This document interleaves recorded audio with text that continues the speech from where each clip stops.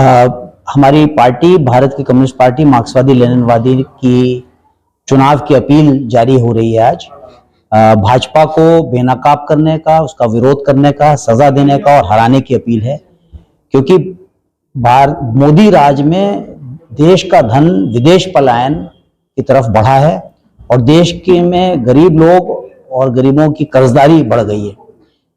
हम समझते हैं कि भाजपा जो है वो संविधान के अधिकारों को बदलकर एक फांसीवादी शासन लागू करने की तरफ बढ़ रही है, ताकि कॉरपोरेट और बड़े जमींदारों को मदद मिल सके और किसान, मजदूर, छात्र, युवा, व्यापारी, दलित, महिला, अल्पसंख्यकों, इन सभी के लोकतांत्रिक अधिकारों पर हमला बढ़े और इन वंचित लोगों पर एक सरकार का फांसीवादी शासन लागू कर सके। वो उसने भारतीय संविधान में जो बातें लिखी गई थी, जो उपनिवेश विरोधी आंदोलन के दौरान जनता के जो इच्छाएं जो पोषित हुई थी, वो थी एक लोकतांत्रिक शासन व्यवस्था की, विदेशी लूट के विरोध की, दलितों, ओबीसी और महिलाओं के लिए सामाजिक न्याय की, सभी धर्मों के लिए धर्मनिरपेक्ष शासन की और राज्यों के संघीय शासन के अधिकारों की।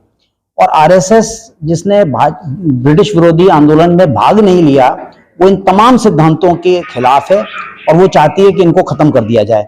इसी कारण से मोदी सरकार ने लोगों को अपने वश में करने के लिए एक आतंकी राज जो है चला रखा है। पुलिस का दमन बहुत गंभीर है, झूठे केस लिखे जाते हैं, पुलिस यातनाएं दी जाती हैं, मुठभेड़ की जा रही हैं, अवैध रूप से बुलडोजर से संपत्तियों को विध्वंस किया जा रहा है और उनका केंद्रीय शासन राज्यों के अधिकार पर एनआईए, राज्यपाल के हस्तक्षेप, जीएसटी आदि से हस्तक्षेप करता रहा है। उसने अभी इस चुनाव के अंदर भी ईडी, सीबीआई और आईटी के छापों का खुलेआम दुरुपयोग किया है, राजनीतिक विरोधियों की खरीद फरोख्त बढ़ाई है, चुनावी स्वतंत्रता को ही समाप्त कर दिया गया है और दंडात्मक कार्रवाई करके एक तरफा चुनाव प्रक्रिया चलाने का उसका प्रयास है। मोदी शासन विदेशी फंड को बढ़ावा देने के लिए, बहुराष्ट्रीय कंपनियों को बढ़ाने के लिए, उनसे जुड़े भारतीय कॉर्पोरेट को बढ़ाने के लिए बहुत सारी रियायतें देता रहा है। उसने जो है 14.5 लाख करोड़ रुपए के उनके कर्ज माफ कर दिए हैं, उनके 20 लाख करोड़ रुपए के कर जो है उसमें छूट दे दी है और उनको तमाम जमीनें देकर जो है अधिग्रहण करके जो है उनके विकास के लिए नई नई योजनाएं लागू कर रहा है। उसने जो है भारतीय धन का विदेश पलायन उसके दौर में बढ़ा है और हम देखते हैं भ्रष्टाचार रोकने के नाम पर जो बड़े बड़े अपराधी थे, नीरव मोदी और विजय माल्या, ये लोग जो हैं आज भी विदेशों में ऐश कर रहे हैं। भारत जो है अपने इन तमाम भारतीय साझेदारों के साथ मिलकर वो जो है जंगल, जमीन, संपदा, जल संसाधन, हिमालयी इलाकों, तमाम फसलों, तमाम लागत, तमाम फसलों की खरीद और उसके प्रसंस्करण, उसके बाजार, उन सब पर जो है विदेशी कंपनियों का कब्जा बढ़ा रहा है। रियल एस्टेट के लिए किसानों की जमीनें छीनी जा रही हैं और शहरी बस्तियों को उजाड़ा जा रहा है। स्मार्ट सिटी के नाम पर इलाहाबाद के अंदर सड़क चौड़ीकरण किया गया, बहुत सारे पेड़ काट दिए गए, लोगों के घर गिरा दिए गए, नजूल भूमि के पट्टे का रिन्यूअल रोका जा रहा है और अब सर्कुलर रोड के नाम पर जो है बिना मुआवजा दिए गांव के किसानों को उजाड़ा जा रहा है। इस तरह से विदेशी कंपनी और बड़े कारपोरेट और बड़े बिल्डरों की सेवा की जा रही है। ये तमाम सभी जितनी भी विकास योजनाएं हैं वो अमीरों के लिए हैं और गरीब लोग भूख और खराब स्वास्थ्य और शिक्षा की परिस्थिति में जो है ताक रहे हैं कि शायद देश में हमारे लिए भी कुछ जगह हो। शिक्षा सुविधाओं का निजीकरण किया गया है और स्वास्थ्य सुविधाओं का भी निजी मुनाफाखोरों को जो है अधिकार दिया गया है और इससे जो है लोगों का जीवन और कठिन होता चला गया है।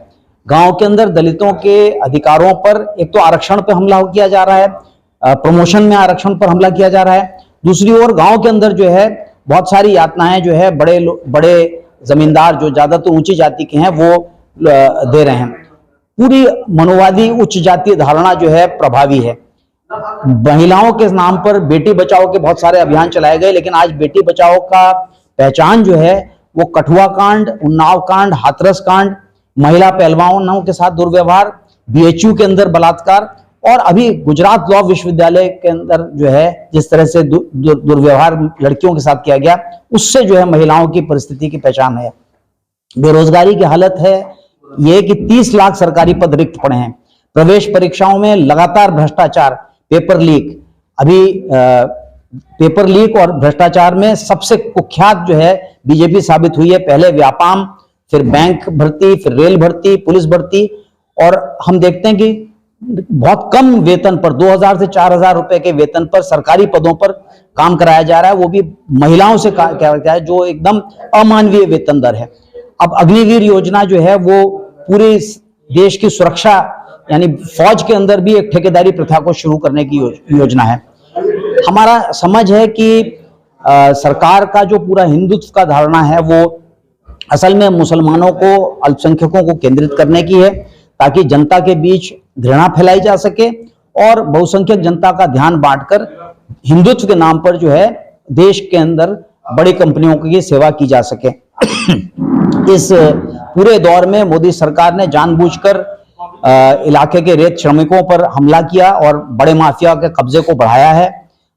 फसल की कीमतों की कोई गारंटी नहीं है, लागत के सामग्री के दाम बढ़ रहे हैं।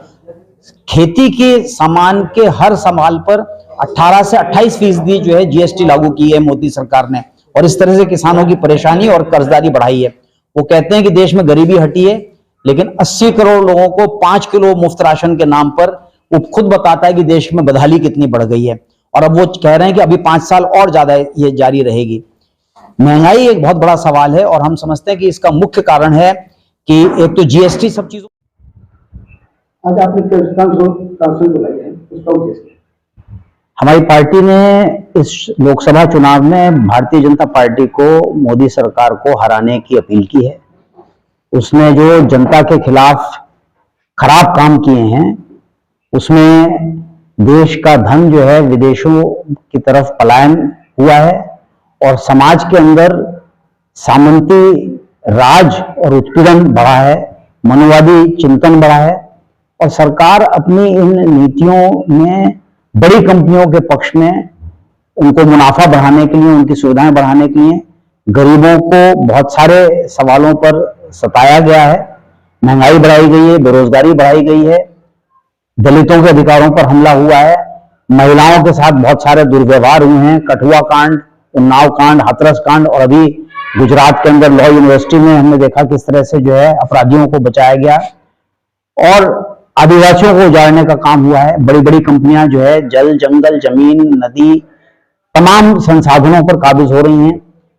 हमारे तमाम कंपनियों के अंदर विदेशी धन बढ़ रहा है, बेरोजगारी बढ़ रही है, लोग गांव से उजाड़े जा रहे हैं ताकि जमीनें जो है शहर बनाने के लिए और व्यावसायिक इस्तेमाल के लिए दी जा सकें। इस तरह से जनता के अधिकारों पर एक तेज हमला है। अभी बिजली के प्रीपेड मीटर लगाकर वसूली बढ़ाने का तैयारी है। हमारी जमुना नदी में रोजगार अच्छा खासा चल रहा था, लोग 1000, 2000, 3000 रुपए रोज कमाते थे, वो तमाम नाव का काम रोककर जो है माफिया को स्थापित कर दिया गया है। किसानों का संकट बढ़ा है। सरकार ने वादा किया था कि एमएसपी बढ़ाएगी और सरकारी खरीद की गारंटी करेगी, उन तमाम चीजों को रोक दिया गया है। और विदेशी कंपनियों को, बड़ी कंपनियों को खेती के अंदर महंगी लागत बेचने, ठेके पे खेती कराने, खाद्यान्न प्रसंस्करण करने और उनकी मुनाफे को बढ़ाने के लिए उनके बहुत सारे टैक्स माफ किए जा रहे हैं। 14.5 लाख करोड़ रुपए के कर्ज माफ किए गए हैं, 20 लाख करोड़ रुपए के टैक्स माफ किए गए हैं, टैक्स दर घटाई गई है उनकी, जनता से वसूली बढ़ाई जा रही है तरह तरह से। अभी नई पेयजल योजना लाए हैं जहां पे घरेलू पानी आपूर्ति की जाएगी और उसमें जो है घरेलू ट्यूबवेलों पर टैक्स लगाने की योजना है। तो हर चीज से सरकारी वसूली और बढ़ाई जा रही है। स्मार्ट शहर के नाम पर शहरों के अंदर नजूल जमीन की जो है लीज नवीनीकरण नहीं किया जा रहा है, क्योंकि बिल्डरों का उस जमीनों पर नजर है। तो जिस तरह से अमीरों के लिए देश को सजाया जा रहा है, 68 तेजस ट्रेनें चढ़ाई गई हैं, जिससे दिल्ली की यात्रा का किराया जो है 7 गुना बढ़ गया है। 40 डिब्बे बंद किए जा रहे हैं, सवारी गाड़ियां बंद की जा रही हैं, और अब हवाई अड्डों पे एक निशाना है। 74 हवाई अड्डे सरकार कहती है पहले थे, 159 उन्होंने पूरे कर दिए हैं, और अब वो कह रहे हैं कि 400 बनाएंगे। हर हवाई अड्डा बनाने का मतलब है कि हवाई जहाज उतरे ना उतरे 10 गांव उजड़ जाएंगे। चित्रकूट के में एक हफ्ते में एक हवाई जहाज उतर रहा है। तो इस तरह से अमीरों के लिए देश को सजाया जा रहा है, गरीबों के संसाधन छीने जा रहे हैं, नौकरियां छीने जा रही हैं और सरकारी काम में बहुत कम वेतन पर काम कराया जा रहा है। महिलाओं को 2,000 रुपए महीने पर रसोईया के रूप में काम कराया जाता है। आशा आंगनवाड़ी को 3 से 4,000 रुपए, तमाम बाकी गांव सहायक वगैरह को 5 से 10,000 रुपए। ये अमानवीय वेतन दर पर लोगों को रोजगार दिया जा रहा है। बेरोजगारी इतनी बेनता बढ़ गई है, लोगों की आमदनी घट गई है, हमारे बाजार बर्बाद हो रहे हैं और बाजारों के अंदर सप्लाई में भी जो है अमेजोन और फ्लिपकार्ट जैसे विदेशी पूंजी को जो है आमंत्रित किया जा रहा है। तो पूरे देश को दिखाने के लिए हिंदुत्व का नाम है, राम का नाम है, लेकिन असल में जो है देश को विदेशी कंपनियों और अति अमीरों के लिए चलाया जा रहा है। हम समझते हैं कि इस तरह से देश की जनता जिंदा नहीं बच पाएगी और उसको निश्चित तौर पर भाजपा को हराना चाहिए, क्योंकि राज का तरीका भी बहुत आतंकवादी और फांसीवादी राज है। आप देख रहे हैं कि राज्यों के अधिकार पर किस तरह से गवर्नर और किस तरह से एनआईए के द्वारा नियंत्रण किया जा रहा है। अभी चुनावों के अंदर भी विपक्षी दलों के नेताओं को खरीदा जा रहा है, उनके नामांकन वापस कराए जा रहे हैं और तमाम चुनाव को भी जो है एक पक्षीय ढंग से नियंत्रित करने की योजना है। हमारी अपील है जनता से कि वो भाजपा को हराए, नहीं तो इस देश का संविधान नहीं बचेगा, आरक्षण नहीं बचेगा, सामाजिक न्याय नहीं बचेगा। पार्टी का समर्थन कर रहे हैं? हम समझते हैं कि जनता को जो भी दल हराने की स्थिति में हो उसका मूल्यांकन करके उसको वोट देना चाहिए, क्योंकि मुख्य उद्देश्य भाजपा को हराने का है। मैं डॉक्टर आशीष मित्तल हूं। मैं भारत की कम्युनिस्ट पार्टी मार्क्सवादी लेनिनवादी न्यू डेमोक्रेसी का उत्तर प्रदेश राज्य सचिव हूं।